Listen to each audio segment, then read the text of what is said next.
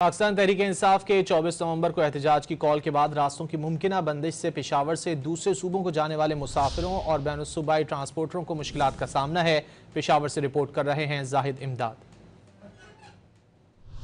पाकिस्तान तहरीक इंसाफ के 24 नवंबर को एहतजाज के लिए रास्तों की मुमकिना बंदिश से पेशावर से मुल्क के दीगर सूबों को जाने वाले मुसाफिरों के लिए नई मुश्किल खड़ी कर दी। रोजगार समेत दीगर जरूरियात के लिए सफर करने वाले शहरी सफरी मामलात में रुकावटों से परेशान हैं। हमेशा गरीब अवाम ही फिसी है। जैसे आज शाम को हम सुनने में आ रहा है कि जी तमाम गाड़ियाँ बंद हो जाएंगी, इंटरनेट बंद हो जाएंगे, इंटरनेट सर्विस, मोबाइल के सर्विस बंद हो जाएंगे, तो गरीब अवाम कहाँ पे जाएँ। दूसरी जानिब पब्लिक ट्रांसपोर्ट की गाड़ियां दिहाड़ी पर चलाने वाले ड्राइवर्स भी सड़कों की बंदिश से मजदूरी मुतासिर होने के खदशे से परेशानी का शिकार हैं।